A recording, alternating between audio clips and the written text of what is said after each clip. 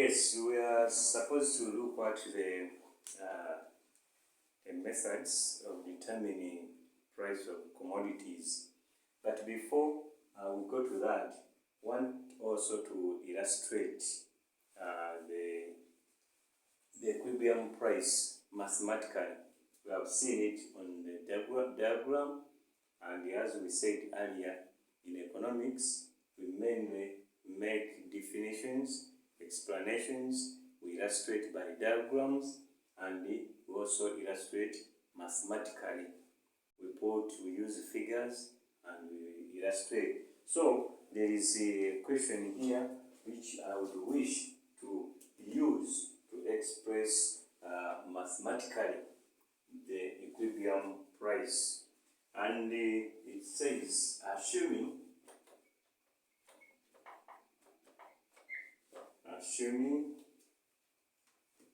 quantity supplied is equal to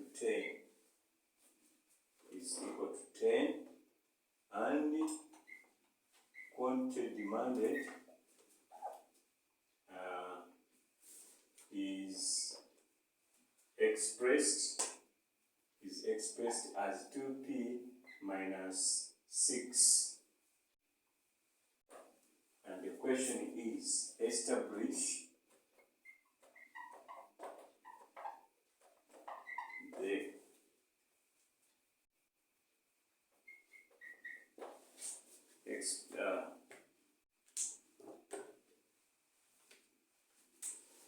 equilibrium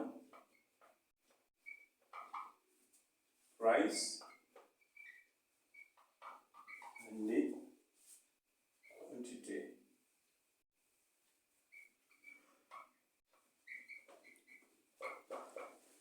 and the quantity That's what we are supposed to illustrate, establish that. So what do? We know that equilibrium price is equal to where quantity supplied is equal to quantity demanded. That is the formula that we have for that. So what do? What we see here is we have this and we have this. Therefore, in that case, we say 10 is equal to 2p minus 6.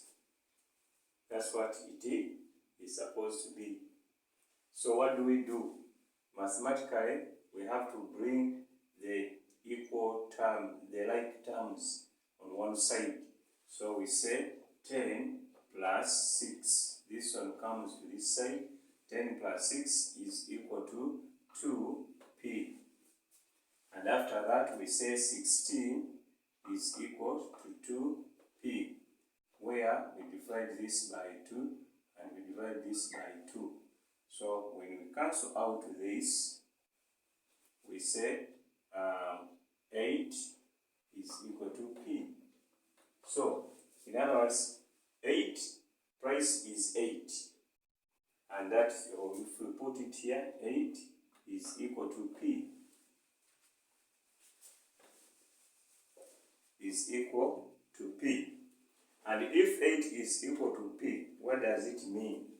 We can substitute this and we say, if that is the case, p is 8. So it is 10 is equal to 2 times 8 minus 6, which is going to be equal to 10 is equal to 16 minus 6, whereby 10 is going to be equal to 10. So that means the quantity supplied is equal to quantity demanded. Both are 10. And if you are told to illustrate that, on the diagram, we put price here.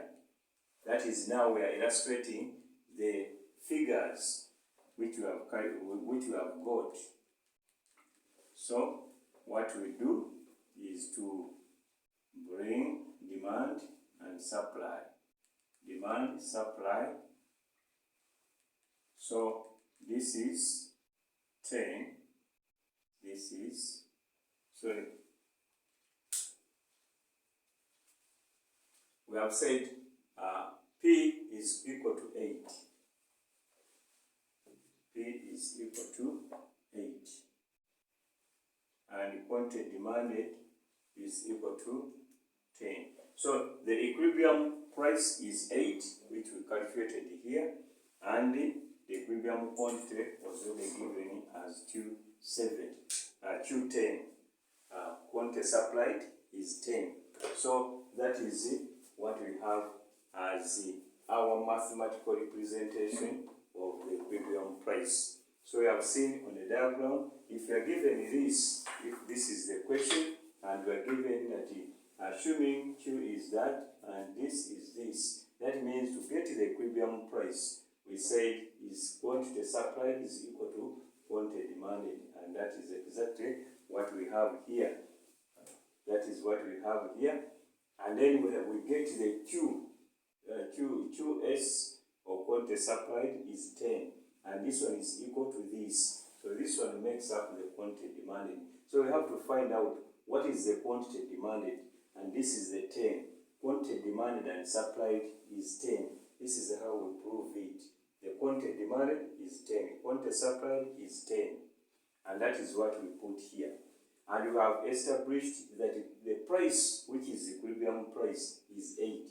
How do we get that one? We calculate this. And after that, we get to know that the quantity demanded must equal to quantity supplied. So at that point here, we have quantity supplied is equal to quantity demanded. But at what price? At the price of 8. That is the illustration. So mathematically, we can illustrate, calculate it like this, and finally we put it on a diagram to make sure that this is graphically represented or illustrated.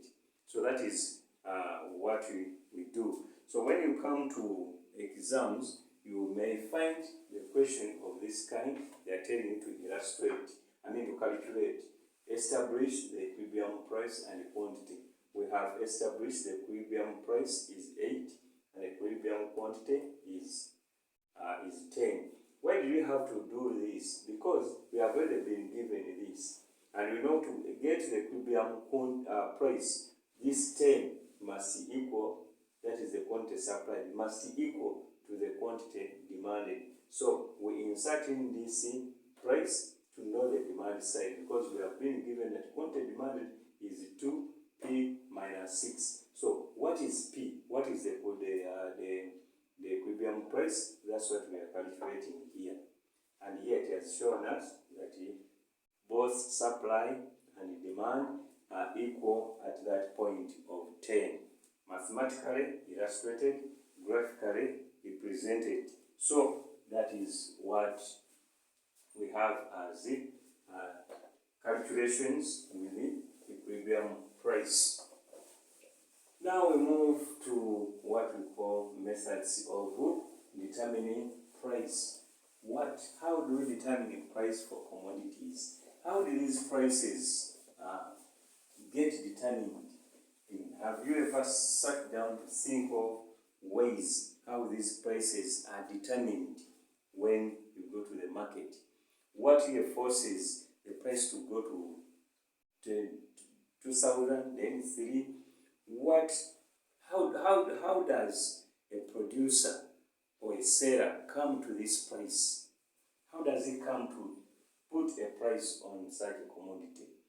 Yes, we shall see the cost of production, but when the commodity has come to the market, remember within the market we have forces of demand and forces of supply.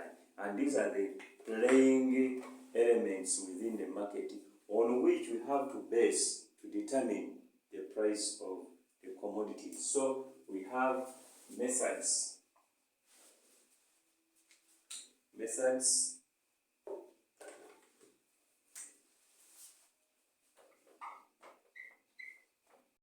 methods of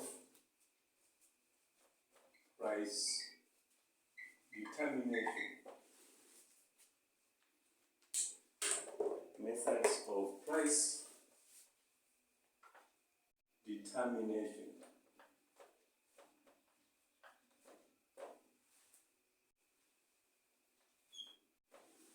Methods of price determination. In other words, how do we determine prices for different commodities within the market? That's what we have to find out. How do we come to the prices for these commodities? Do we just wake up, put their prices? What do we do to make sure that we determine the price for the commodities? So number one that we have is through forces of demand and supply within the market. And we have already seen that forces of demand and supply, that's when you have the two meeting and then we determine the price. The two will be meeting to determine the price.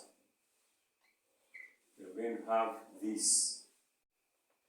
When they come, price, quantity, supply, demand.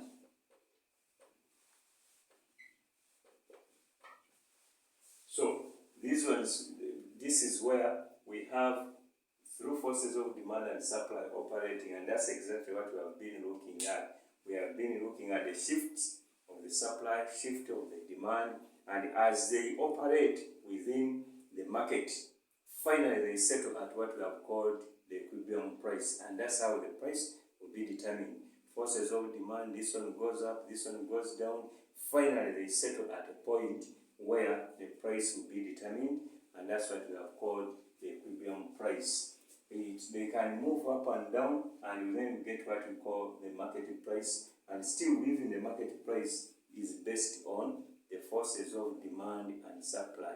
What is in the market as demand? What is in the market as supply? When the two come together, then we determine the price for the commodity. So that is one way we can determine the price of the commodity. The forces of demand and supply within the market. And these prices will differ from one market to another depending on what exists in that market. If the suppliers are so many, the prices will be low compared to demand. If the demand is high and the supply is low, the price will be high because of those forces. So you may go to a place and you find that the commodity in that place, the commodity price in that place is higher. Why is it high? Because the demand is exceeding the supply. And you go to another market for the same product, you will find that it has settled at a point which is lower than that one of another market. Why? Because the demand is low and the supply is high in that market. So that's what determines the price. It's like when you go along the lake shore. When you go along the lake shore, there's a lot of fish. The price at that lake shore of the fish will be lower because the supply is high, the demand is not so high. But now when you go to the city center, where the demand is very high, but the supply is limited, the price is going to be high. So the forces of demand and supply within the market will determine the price of the commodity.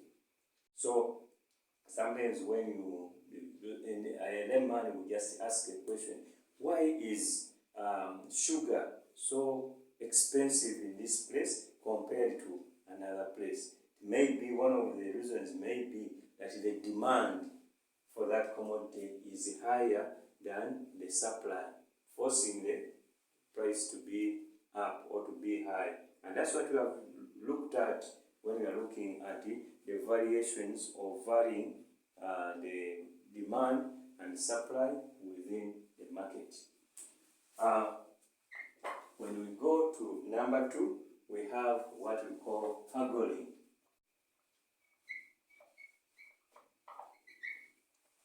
Sometimes we call this one bargaining.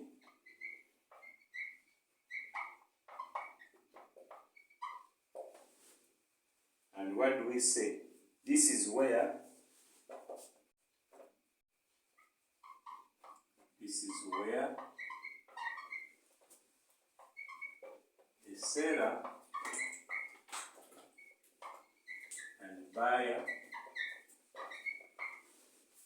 the seller and buyer,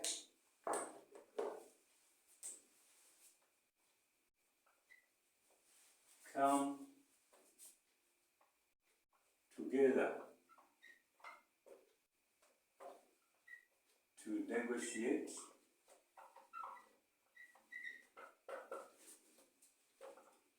the price of a commodity.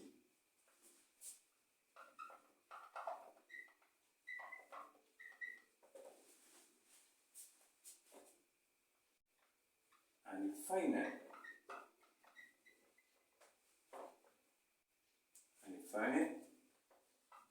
both agree on the exchangeable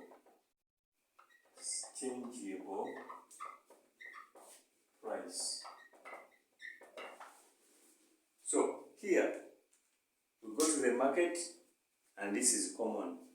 We go to the market, and the seller, when you go to as a buyer, you ask the seller, how much is this shirt? And he tells you it is 20,000. When he mentions 20,000, the buyer goes back to what he was willing to pay for that shirt, and he also mentions, I'm giving you 15,000. 15,000 means that is what he was willing. He came from home willing to part with 15,000. So they start bargaining. They start discussing. That is too much. Please reduce for me. That one you are doing is called haggling in economics or in commerce, in business. We call it haggling. Haggling means you are bargaining. This one is, now when this one happens, this one is trying to pull the consumer to this level, while the consumer is trying to pull the seller downwards. This one will be pushing this one is pushing, the seller is pulling the buyer, while the buyer is, this is seller, this is seller, this is buyer. The buyer wants the price to get down, so they go on negotiating. Please, that is 20,000. I have 15. No, add on something. Then you say, I have 16. It's going up. You mention so many things. You talk so many things. As this one goes up, this one is pulling this one down. Okay, bring 19,000. So no, I can give you the 16. No. Okay, bring 18,000. No, I can make it 17. So finally, they reach a price. That is what we call haggling, bargaining. That's why we say this is where the seller and the buyer come together to negotiate the price of a commodity. And finally, both agree on the exchangeable price. What have you agreed? This one has been trying to pull down this price. However, this one is the seller is pulling up, trying to force this one to raise the money. And finally, they say 17. That's what they have agreed upon. Now, this is the price which they have negotiated. It was 20. This one was willing to pay 15, and now has paid 17. So his bargaining has helped him to get the shirt. He has moved there with the shirt. But what he was willing was to pay 15. Now, at the end of the day, this one has been forcing him to raise his willingness. He has the ability. He might have come with 50,000 in his pocket, but now he cannot part with the whole 50 there is that aspect of willingness. How much is he willing to pay? He might even say 18 and he leaves. So he says, yes, I've raised. This one is the one forcing the consumer to increase, to raise the willingness to a certain amount. While this one is also forcing the seller to lower his willingness, the price. Please, you are willing to part with this commodity at 20,000, but please allow me to give you 16. So this one is haggling down, this one is haggling upwards. So that's what we call haggling, bargaining, and finally we determine the price. So by the time you finish haggling or you finish bargaining, you determine the price of that commodity, and the shirt is now 17,000. This does not mean that this shirt is going to be sold at, that the seller is going to change the price of his commodity. He's going to keep on bargaining with each other. Each consumer coming. He is going to keep his shirt price at 20. So whoever comes to buy, because there are those who will not even need bargaining. You say, how much is the shirt? It is 20,000. And how much is the shirt? It's 20,000. Is it 20? Okay, just pulls out the money and he pays and he moves away. So there is no bargaining in that one. He has already determined the price and he goes by that price. Whereas another will come and say it is 20, they bargain. Another may buy it 18,500. Another may buy it 19. But all this is through what we call haggling, through what we call bargaining. They are bargaining, and this bargaining is the one which determines the price. Note that after the first bargaining consumer, this man is going to change. Now all his shirts to be costing 17. No. This price is determined, the price for the shirt is determined by the bargaining. Meaning that it's your bargaining power that will determine how much you pay for the shirt. Yes, this consumer, this seller may have a range, but I sell this shirt any price between 16,000 and 20,000. That's what he has decided, between 16,000 and 20,000. So, in between here is a bargaining range. So, prices will differ accordingly. They will differ accordingly. Meaning that each consumer will pay his own price depending on his bargaining power. And this bargaining power sometimes is determined from home. Before he leaves to go to buy the shirt, he has a price he's willing to pay. If his price is willing to pay is 14,000, that means he will not be given the shirt. Why?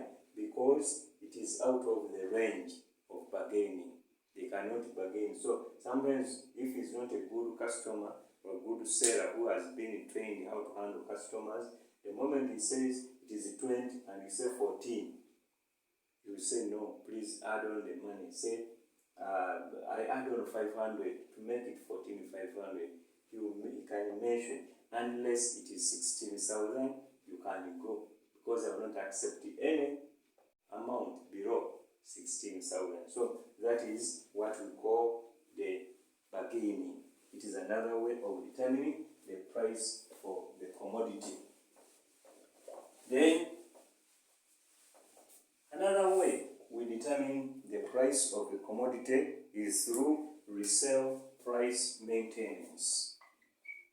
We call it resale price maintenance.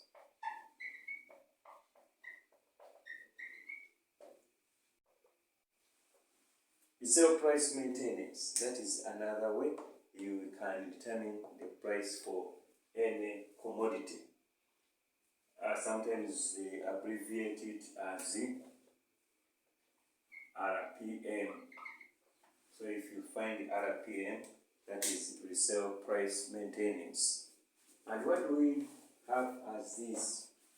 We say this is where a manufacturer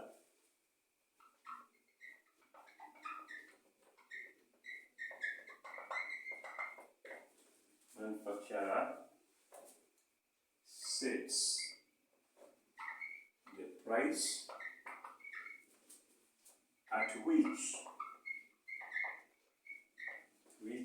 the final consumer pays or buys. Let us use at which he buys. At which he buys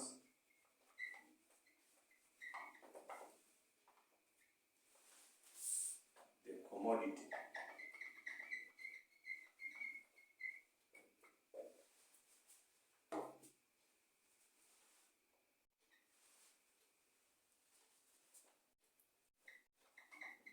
This remains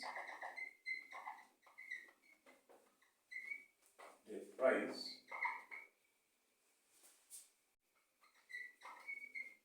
irrespective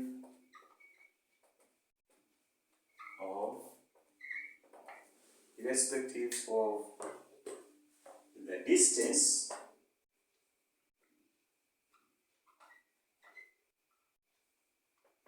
location, irrespective of the distance, location, and the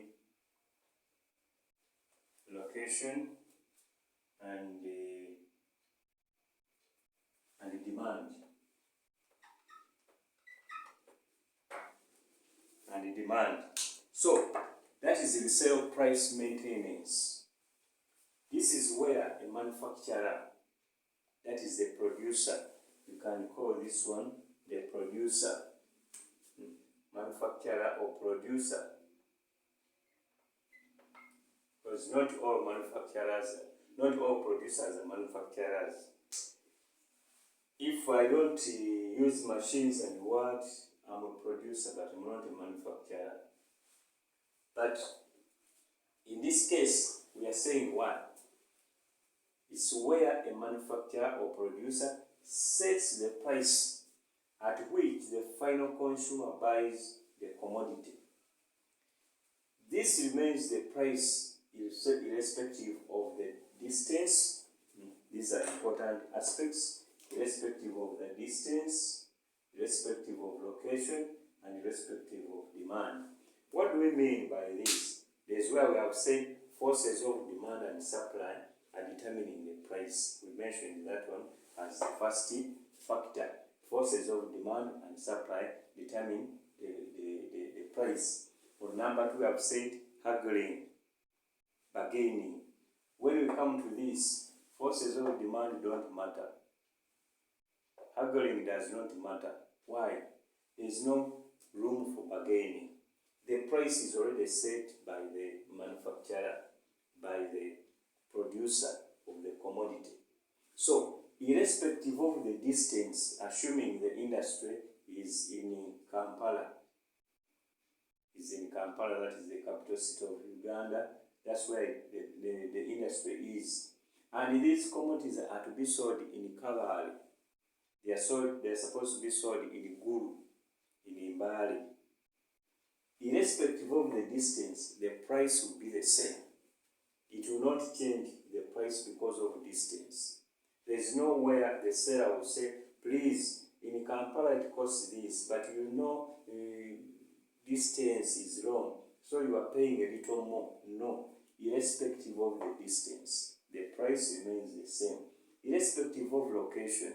What do we mean by location? There are industries,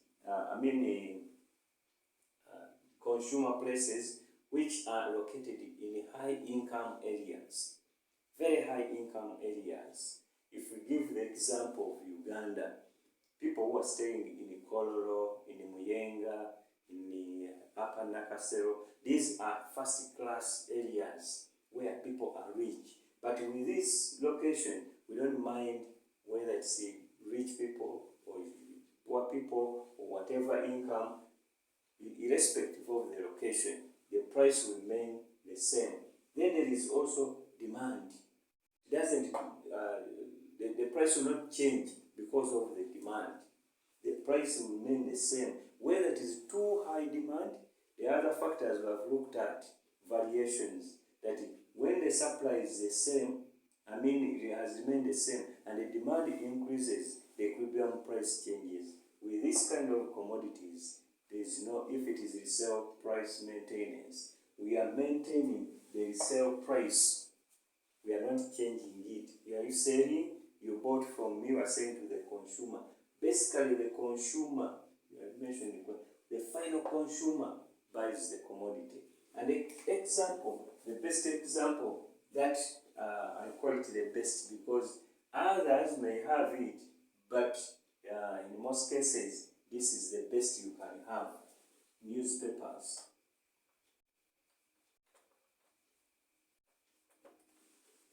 And I'll give that one as the best example.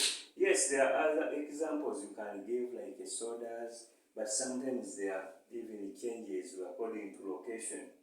The price of soda, the price of cigarette, these ones, the prices can change, not slightly. But this one gives you the best example. Newspapers. The New Vision paper. Whether New Vision, even if it is the Observer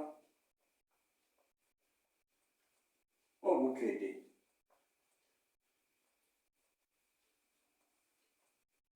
New Vision is 2,000. Observer is 2,500. This one is 1,000. These products, that is their price. Those are their prices. Whether you are buying this paper at the doorway of the factory, at the outlet, just the doorway in Kampala, at the factory itself, at the printing press, you buy it at 2,000. Even if you go and buy it in Kabale, it will be 2,000. Even if you find a New Vision in Mbale, it will be 2,000. Even if you find this paper in Sheraton Hotel, first class hotel, 5-star hotel, Sheraton, Imperial Royal, all these very powerful people stay there, very rich people, they reside there. Tourists, they come with a lot of money, they'll still buy it at that. Even if you find it in a slum area where people are very poor, even survival is by luck, they still sell the paper at 2,000. It will not change. So I usually say this is the best example of resale price maintenance, where the price will not change. Someone will ask, but now, if I'm going to sell this paper in a Kabale and I say it at 2,000, that means the person is selling it in Kampala is getting more money because he has no transport costs. Usually, under this system, the manufacturer transports the products to the consumer or to the nearby place where the consumer will get the paper from. So, the manufacturer needs the transport costs. It will be the manufacturer to fill the cost of taking the paper to Kabale or to Guru or to Arua, but the price will remain the same. Now, that vendor you are seeing, the person who is selling the newspapers, when New Vision brings the paper, he tells him that I'm giving you 10 papers. I'm giving you 10 papers. That is newspapers. 10 newspapers. That's what I'm giving you. And I'm giving each paper at 17,000. This 1,700. This 1,700 is what the seller, that is the New Vision, is giving to the vendor, the one you see on the street selling. He is buying it, selling it at that. And these people have even a good system that if he has given you 10 pieces and you sell only 4, you get the profit of 300 from the 4 you have sold. But the rest, you return the papers to New Vision. So, there will be a vehicle bringing the papers and that very vehicle will come another day to pick those papers remaining. So you can only sell more when the area where you are selling from has many customers. So a person selling papers in a supermarket will sell more than a person selling in a slum. So that is determined. The profit that is going to be got by the seller is going to be determined by giving the manufacturer.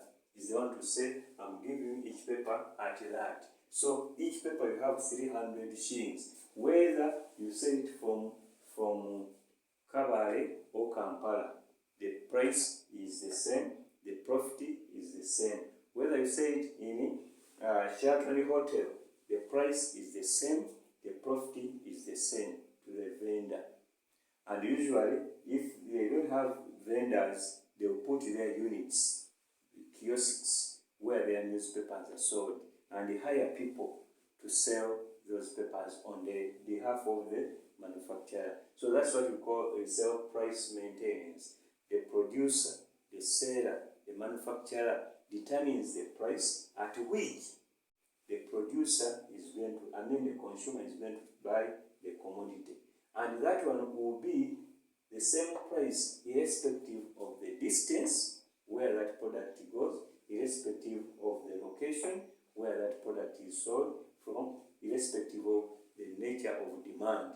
Those forces we have looked at, the variations will not work under the sale price maintenance. That now the supply is constant, but the demand has increased.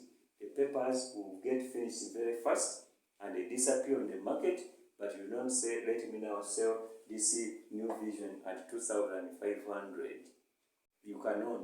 In fact, it becomes illegal for you to sell it at that. It remains the same to all consumers or customers, and the price will not differ, will not be different because of the distance, because of location, and because of the nature of demand. So that is number 3. That is number 3 of how prices are determined. So if they ask you resale price maintenance, that is when the manufacturer, the seller, the producer decides the price which is to be put on his product. We call it resale price maintenance. And I've said the example is not on the newspapers, but that is the best example that you can have. Newspapers and also magazines. They fall under the same. The magazines. Sodas, yes, it may be true that sodas may cost less. Same price, but it's not standard. When you go to high places or high income people, you may find even a bottle of soda at 4,000, whereas the majority places it is 1,000. So that one is not a good example. We used to have another example, but it ceased to be there. That we used to have to buy this airtime, with those airtime papers where you used to scratch.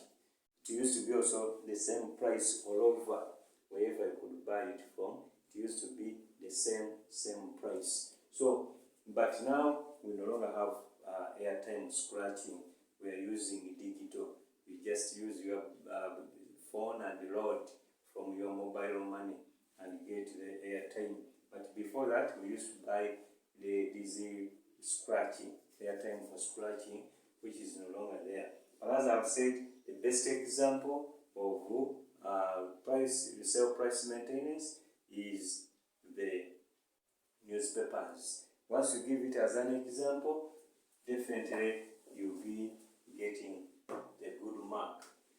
We go to number 4. I want to use the red. Red something is not very clear, but number 4. Number 4 is we have talked about the the resale price maintenance. But number 4 we have is called auctioning.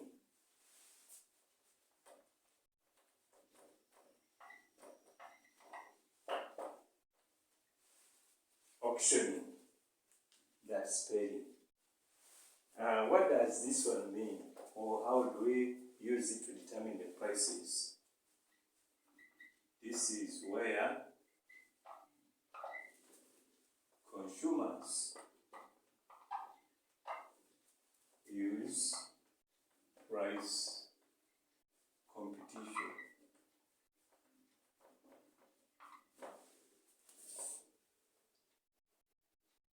where each consumer mentions the price for the product. Mention the price for the product. That's what we call bidding. We call it bidding. Mentions the price for the commodity, which we call bidding. The highest bidder takes the commodity.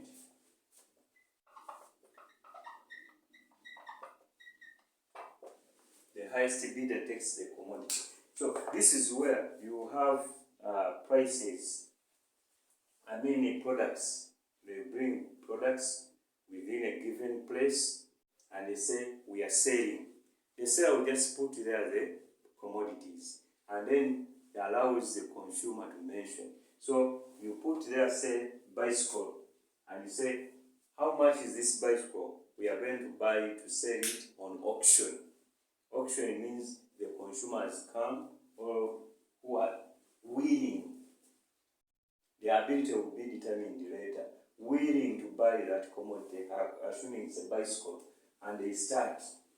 The first one will mention the price. Will say, I'm paying 10,000.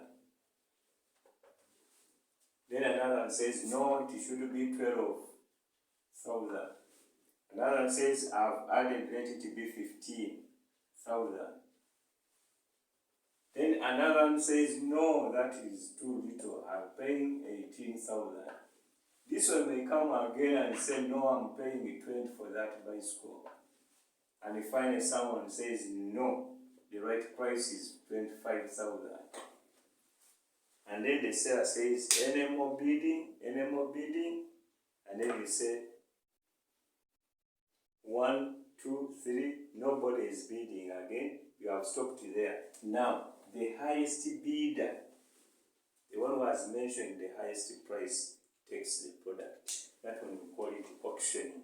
So the price has been determined through bidding, through auctioning.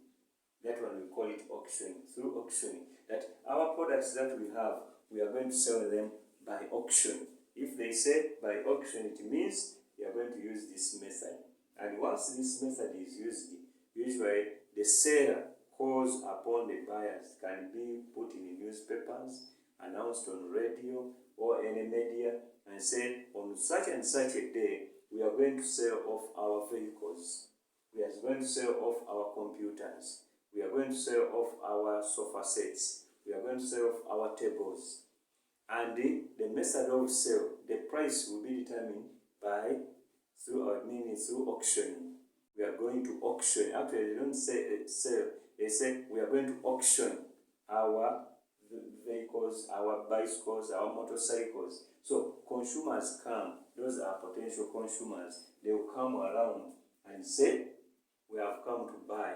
Each one has the willingness. I've seen the vehicle, I've inspected the vehicle, and I think that vehicle is worth 2 million. Now somebody else says, no, 2 million is little. I'm willing to pay 3 million. Someone else comes and says, no, 3.5 million. And finally, they say, any more bidding? Any more with a higher price? No.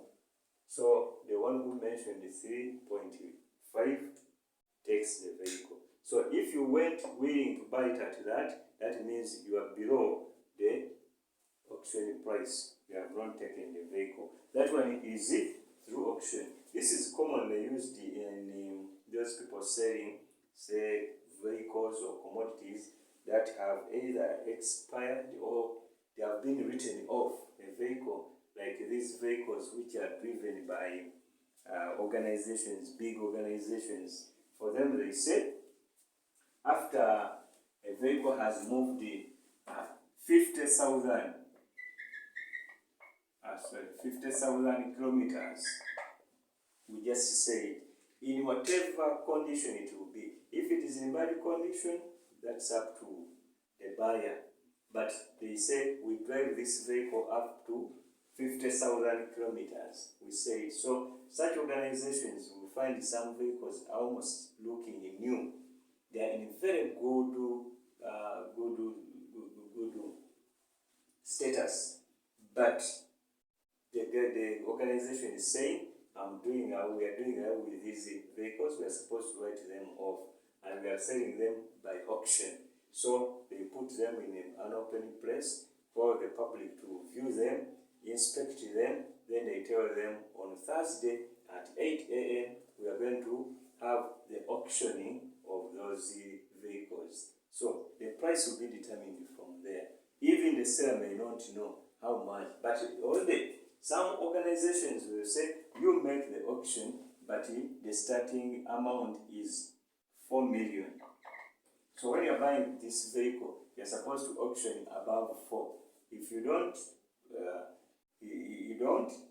reach 4, don't bother to mention the amount. They have already told you. This is a rare case, but it happens that they accept, they agree on the price. But in most cases, it is open. You can even go to a vehicle which is worth 10 million, and someone starts mentioning 800,000, another mentions 2 million, another mentions 3, and you find that the vehicle has been bought at 3 million when actually it is worth 10 million. But that one is called determining the price through auction. So we are going to have number 5.